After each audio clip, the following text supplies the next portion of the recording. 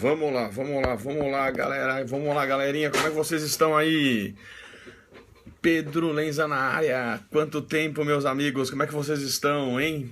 Olha, eu estou fazendo a nossa transmissão aqui ao vivo. E deixa eu até indicar como é que estão sendo as coisas. A gente está com o Periscope na frente. E atrás eu estou falando no Facebook Live. Então, as duas transmissões estão ao vivo. Eu vou me concentrar na apresentação, vou dar um oi geral. Vou me concentrar na apresentação. E em seguida, eu vou conversar um pouco com cada um dos meus amigos. Porque faz tempo que a gente não aparece aqui. Eu estou com saudades de todos vocês.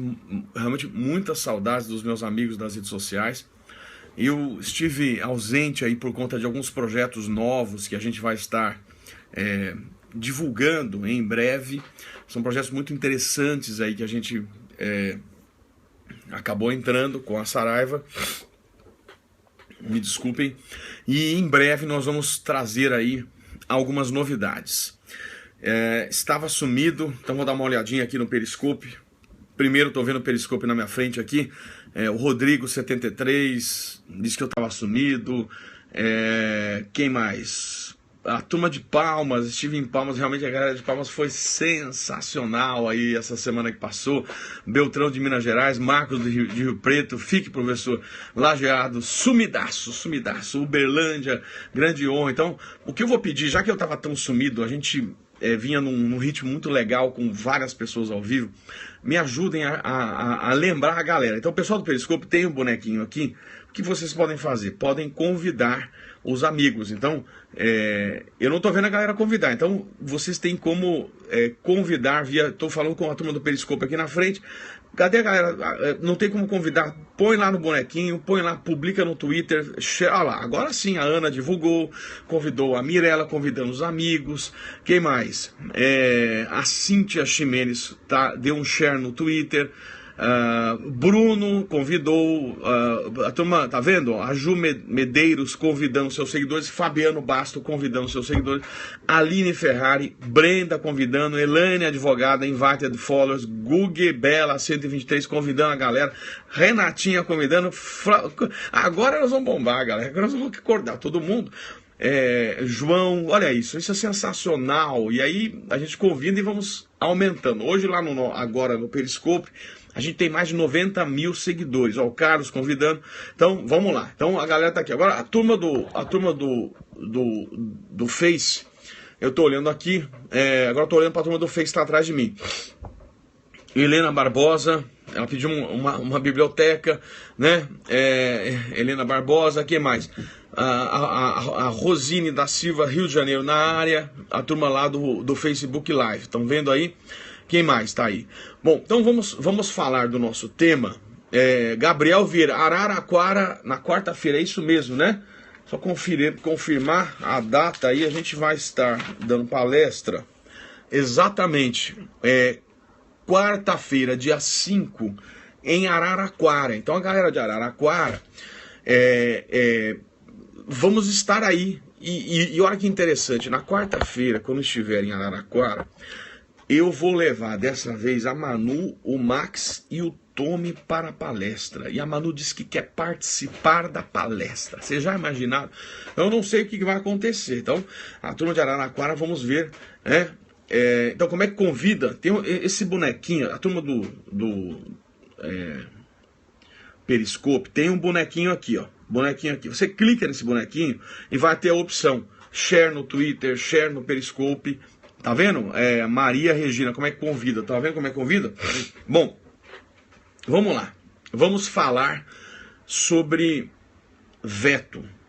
Esse tema é um tema extremamente interessante porque ele está intimamente ligado a um modelo de freios e contrapesos, ou, na expressão norte-americana, dos checks and balances. O que significa isso? Significa que no processo legislativo, e aqui a gente está falando nesse primeiro momento de lei ordinária e de lei complementar, existe uma participação do Poder Executivo. Não é toda espécie normativa que admite a participação do Executivo. A gente está falando de lei ordinária e de lei complementar, que admitem esse modelo de participação do Executivo. Esse modelo de freios e contrapesos é um modelo pelo qual um dos, aspas, poderes, ele analisa o produto praticado pelo outro, aspas, poder, e um controlando o outro. Tanto é que esse modelo de freios e contrapesos quer dizer isso. Só para deixar claro, a gente está dizendo poderes, mas no fundo se sabe que são órgãos que exercem funções. Esta é a noção. O poder é uno e indivisível. Órgãos que exercem funções. Muito bem. E depois que o projeto de lei é aprovado, e se eu estou falando no projeto de lei ordinária e lei complementar, estou falando do Congresso Nacional, aprovado em ambas as casas, porque aqui vigora o bicameralismo federativo, o chefe do Poder Executivo tem que analisar o projeto de lei aprovado. E vai, então, para o chefe do Poder Executivo tomar algumas das 3 medidas a seguir, que são, se ele concordar, ele sanciona expressamente. É a chamada sanção expressa. Se, eventualmente, o chefe do Poder Executivo não concorda, ele tem que vetar. E aí eu vou falar sobre o veto hoje. Ou, se ele ficar calado, o silêncio importará sanção. É a sanção tácita. É o famoso quem cala consente. Então veja, se o chefe do Poder Executivo tem ou quer vetar, ele tem que fazer de modo expresso. Não existe veto sem ser expresso. O silêncio caracterizar-se-á como sanção tácita. E qual é o prazo que o presidente da República tem para tomar uma dessas 3 medidas? Que são sanção expressa, sanção tácita, se ele silenciar, ou veto expresso. O prazo que ele tem é um prazo bastante interessante, está na Constituição, no artigo 66, que é um prazo de 15 dias úteis. Veja, eu estou com a nossa Constituição aberta, 66, parágrafo 1º, e aqui se fala em 15 dias úteis.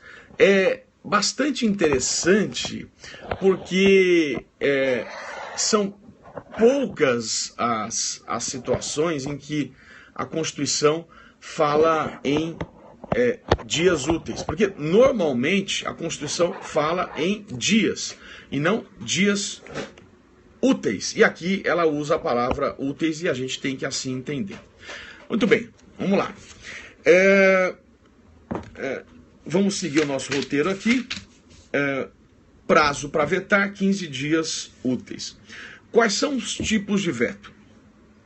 O veto, ou ele é total, ou ele é parcial. Ou se veta todo o projeto, ou se veta parte do projeto. O veto parcial tem que ser de texto integral, de artigo, de parágrafo, de inciso ou de alínea. Eu vou repetir. O veto parcial tem que ser de texto integral, de artigo, de parágrafo, de inciso ou de alínea. Importante, não existe vetos de palavras. Não se pode vetar uma palavra. Se quer vetar parcialmente, tem que ser o texto integral do artigo, do parágrafo, do inciso ou da alínea. Muito bem. Quais são os motivos do veto? São 2 os tipos de veto. Ou se veta, o presidente veta, por entender que o projeto de lei é contrário ao interesse público, e este é o chamado veto jurídico, ou se veta se entender que o projeto de lei é inconstitucional. E este é o veto jurídico. Olha que interessante. O veto jurídico, quando se trata de inconstitucionalidade, tem que ser de texto integral, de parágrafo, de inciso ou de alínea. E aqui nós temos uma distinção bastante importante com o controle de constitucionalidade. Este é um exemplo de controle de constitucionalidade exercido pelo chefe do Poder Executivo. Mas um exemplo que não se confunde com o modelo de controle judicial. Eu estou me referindo ao veto jurídico. Em que sentido? O presidente pode vetar se entender inconstitucional. Esse é o veto jurídico. Mas, ao vetar, por entender inconstitucional, tem que ser o texto integral do artigo, do parágrafo, do inciso ou da alínea, ou de todo o projeto. Veja, o judiciário, ao controlar constitucionalidade, o judiciário pode declarar inconstitucional uma palavra. É possível que o judiciário declare inconstitucional uma palavra. É a declaração de inconstitucionalidade com redução de texto. É o exemplo que a gente tem do Estatuto da Advocacia, quando se veta uma palavra, quando se trata ali das prerrogativas do advogado, né? E se veta uma palavra no artigo 7º. Isso é um modelo interessante que o judiciário pode fazer. Agora, o legislador, o executivo não tem esta possibilidade. Ele tem que vetar o texto integral do parágrafo, do inciso ou da linha, ou todo o projeto. Tudo bem? Características do veto. Vamos às características do veto. Meus amigos, então tudo bem? Vocês estão por aí? Vão pôr no coraçãozinho para eu saber que vocês estão por aí. Já convidaram os amigos, vamos dando sequência então. O veto é sempre expresso. Não existe veto tácito. O veto é sempre expresso. Não existe veto tácito. Repito, se o presidente da República quer vetar, ele tem que fazer de modo expresso, porque quem cala consente. O silêncio importará sanção. Características. Caminhamos. O veto tem que ser sempre motivado e por escrito. Veto tem que ser sempre motivado e por escrito. Mais características. O veto será sempre supressivo. Não existe veto aditivo. Esse é um tema extremamente importante.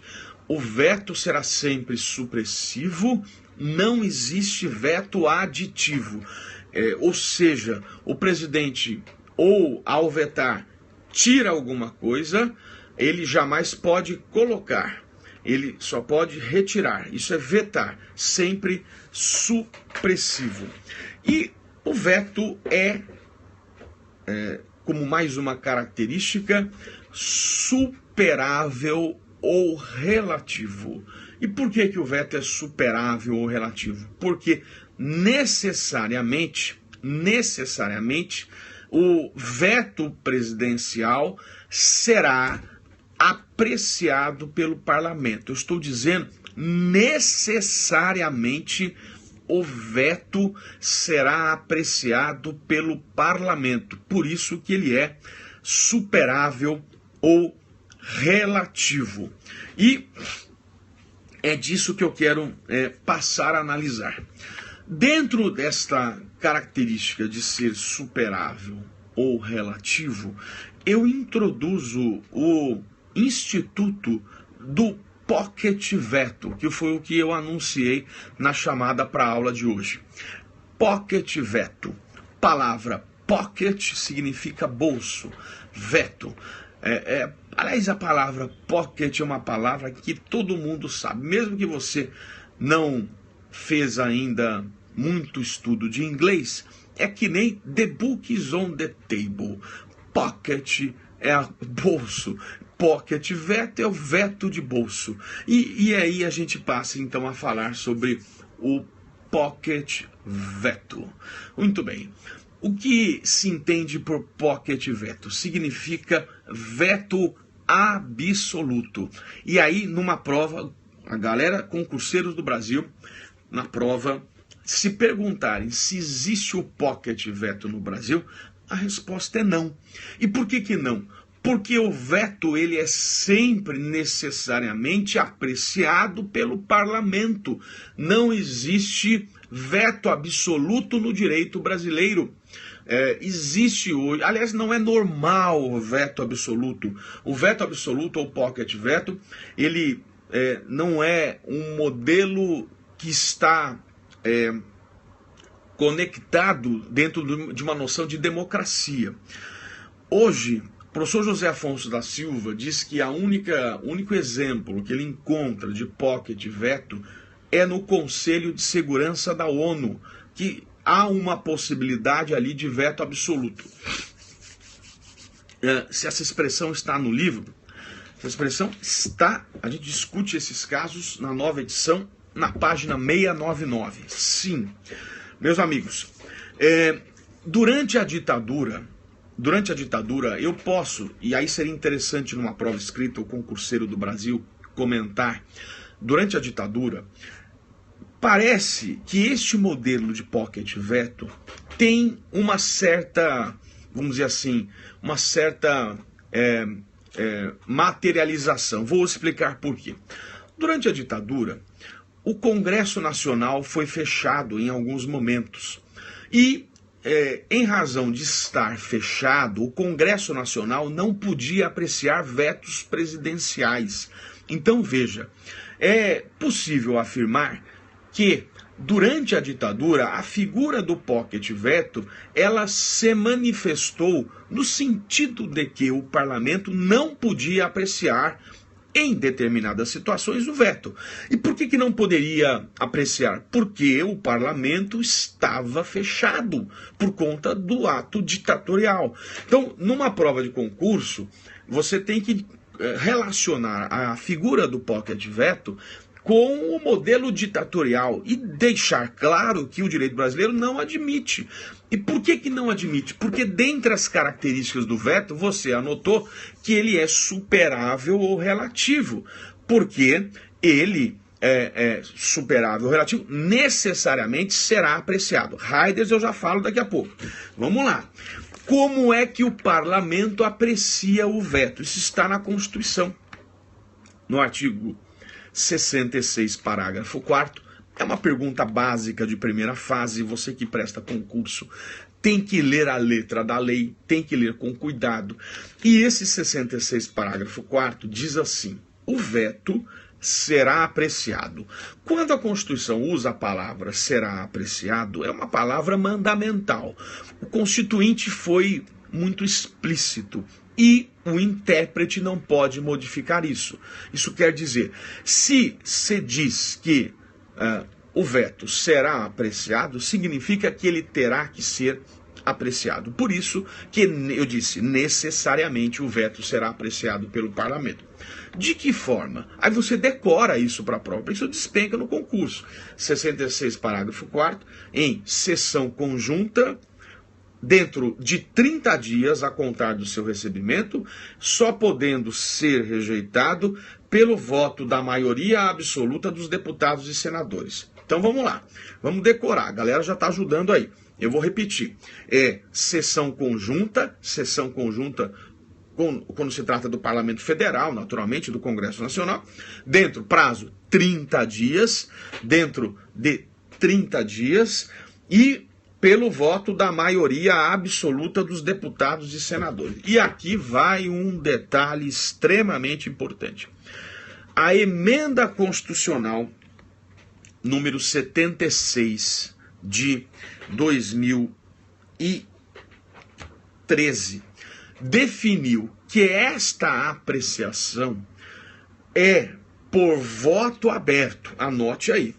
Essa apreciação, ela é por voto aberto. Vocês já anotaram, sessão conjunta, 30 dias, maioria absoluta, o Reinaldo e a Andresa é a emenda 76 de 2013, disse que é o voto aberto. Esta é a PEC do voto aberto, que se transformou nesta emenda. Se você estiver me perguntando, Professor, o veto hoje, aliás, a apreciação parlamentar, ela é sempre aberta? Ela é sempre aberta? Resposta não, porque existem situações que o voto, ele é fechado. Ainda existem situações em que o voto é fechado. Eu vou pegar uma tabela aqui, cadê? Vamos ver se eu acho essa tabelinha aqui. Para quem está lá com o nosso esquematizado, quero até dar a página para você, em que a gente tem essa preocupação que eu tive de analisar os tipos de manifestações, se são sempre abertas ou não. Então, estou tentando achar onde é que está isso aqui. Bom, não estou achando agora, achei aqui, ó. Eu fiz uma tabela, gente. Cadê isso aqui, ó? Tá lá na página 690, tá aqui, já olhei, para quem quiser dar uma olhada, e fiz uma tabela para a gente saber se ainda existe veto ou voto só aberto. Não, existem situações de voto fechado ainda. Eu vou mostrar para vocês aonde o voto é fechado ainda hoje. Anote aí, 52 inciso 3, 52 inciso 3. Galera, eu vou deixar as perguntas para o final, eu não estou lendo para não me desconcentrar. Ao final eu abro para pergunta. Vamos lá. Ainda existe votação secreta no parlamento brasileiro. Anote. 52, inciso 3, 52, inciso 4, 52, inciso 11. São exemplos de votações secretas. 52, inciso 3, inciso 4, inciso 11. Votações secretas, como, por exemplo, o Senado Federal aprovar em sessão, em sabatina, o nome do Procurador-Geral da República, por exemplo, né? Você tem aqui situações magistrados, ministros, então você tem situações de voto ainda fechado, 52 incisos 3, 4 e 11, votação ainda fechada. Infelizmente a PEC do voto aberto foi tímida porque não apreciou todas as questões como deveria fazê-lo. Mas vamos continuar. Aqui o veto é apreciado por voto aberto. E falta falar sobre as riders. Riders, o que são riders? Existe eu diria que essa palavra riders se escreve R-I-D-E-R-S. Eu não sei se alguém está pensando em chinelo, não tem nada a ver com chinelo. Riders. Anota para mim alguém aí, riders, para a galera ler. Riders. Alguém tá aí? A galera do Brasil anota aí, riders. Olha lá, beleza, Maria Jordana. A galera já anotou. Então, vocês estão vendo como é que se escreve riders. Bom, essa expressão vem do direito norte-americano. E no Brasil surgiu no seguinte contexto. No Brasil, ela surgiu basicamente durante o Império, quando não havia veto parcial no Brasil. Só havia veto total no Brasil. Como é que isso funciona? Durante o Império, como não havia veto parcial, havia uma prática extremamente complicada em que os parlamentares eles acrescentavam matérias que eram matérias que não tinham nada a ver com o projeto, normalmente de lei orçamentária. Eram temas que eram introduzidos nas leis orçamentárias e que não tinham nada a ver com o orçamento. Muito bem. Como não havia o veto parcial, ou se vetava todo o projeto, ou não se vetava e tinha que aprovar a lei orçamentária, eles aproveitavam essa situação e introduziam no projeto de lei orçamentária pingentes, ou caudas orçamentárias, ou penduricalhos, que não tinham nada a ver com a lei orçamentária, e que eram matérias desconectadas com o assunto e de interesses pessoais. E o presidente não tinha o que fazer. O presidente, ou ele aceitava ou ele vetava, não tinha como. Como o veto era total, ele acabava deixando passar. E esses penduricalhos eram passados, vinham desta forma. Riders. esta é a noção. Se você olha na doutrina norte-americana, que é de onde essa expressão é extraída, lá vem hardwares como sendo matérias desconectadas com o projeto original. E aqui, realmente, esta é a noção. Essas são as matérias desconectadas e ligadas ao veto, à inexistência de veto parcial. O problema se resolve quando a emenda número 1 de 1926 introduz no Brasil o veto parcial. Então, vamos repetir. A situação se resolve quando a emenda constitucional número 1 de 1926 introduz no Brasil o veto parcial. E com a figura do veto parcial, essa situação ela passou a ser... deixou de ser um problema porque se introduziu no Brasil o famoso ou chamado veto parcial. Então, esse seria o modelo. Em alguns estados, como no estado da Bahia, antes da regra federal do veto parcial, já era possível também o veto parcial. A Bahia já tinha isso antes. Então, resolve-se com o veto parcial. E assim, meus amigos, eu acho que a gente resolve as questões. Há uma última questão importante, só para a gente resolver o problema sobre o tema, que é o artigo 66, parágrafo 6º. O artigo 66, parágrafo 6º diz assim: esgotado sem deliberação o prazo estabelecido no parágrafo 4º, o veto será colocado na ordem do dia da sessão imediata, sobrestadas as demais proposições até a sua votação final. Essa situação ela foi debatida quando se analisou o veto da lei que distribuía os royalties do petróleo. E esse mandado de segurança, a gente até trata no livro, é o mandado de segurança 31.816. Foi dado uma liminar pelo ministro Fux dizendo o seguinte, que o veto teria que ser apreciado na ordem de apresentação. Porque, vejam, quando entrou esta questão sobre royalties do petróleo, havia um interesse muito grande de derrubar o veto. E existiam já pendentes de apreciação mais de 3.000 vetos que não estavam sendo apreciados, alguns há mais de 10 anos. E a Constituição fala em ordem cronológica e no prazo de 30 dias. O que se criou aqui foi um verdadeiro costume inconstitucional. E disseram ali um estelionato regimental. Verdadeiro costume inconstitucional e um estelionato regimental, porque o costume que se introduziu no parlamento deturpou tanto a Constituição como o regimento interno.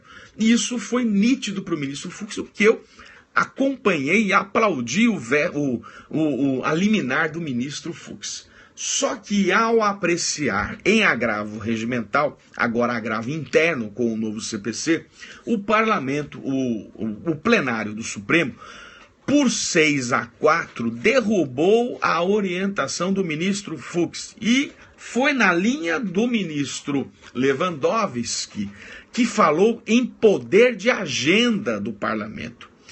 Com o máximo respeito, eu não concordo com essa orientação. O texto é claro. Fala em ordem cronológica, fala em 30 dias e há uma sequência que deve ser seguida.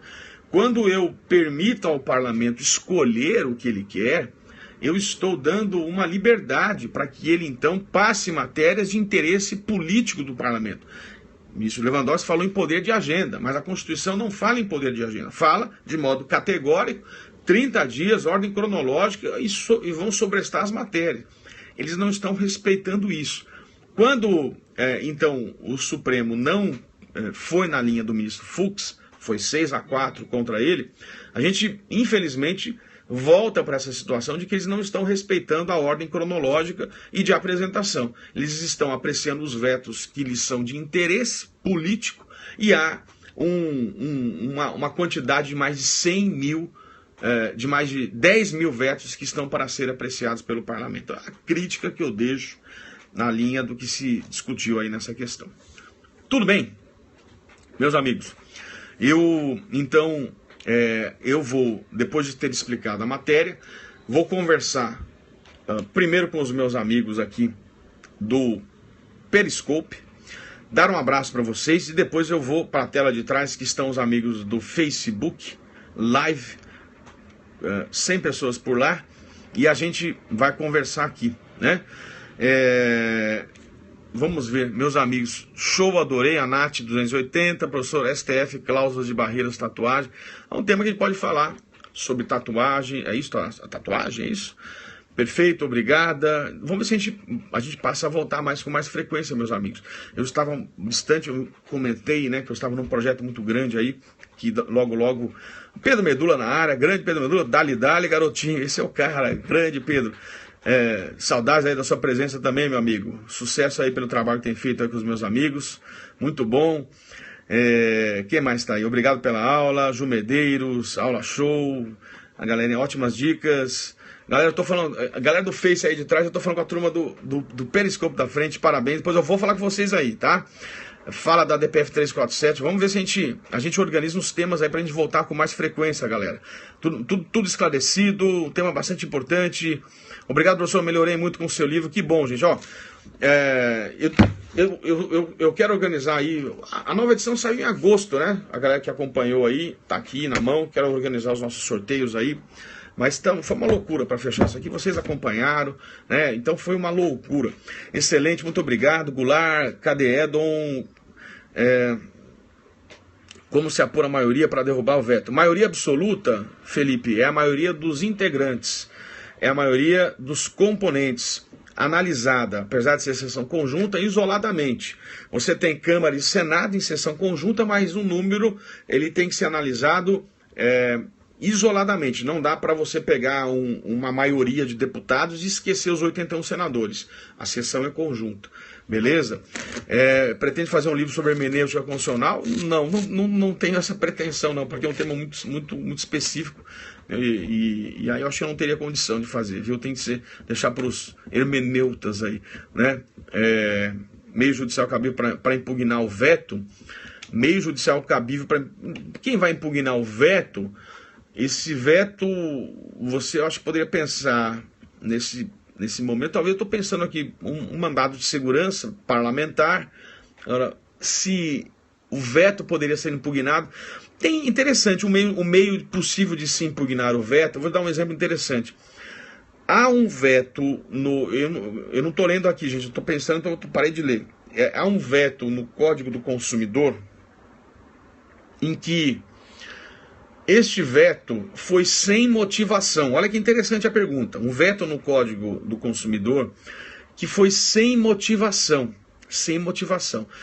E hoje se discute se esse veto sem motivação, ele tem validade. E foi feito esse questionamento em ações judiciais normais. Qualquer um judicializou.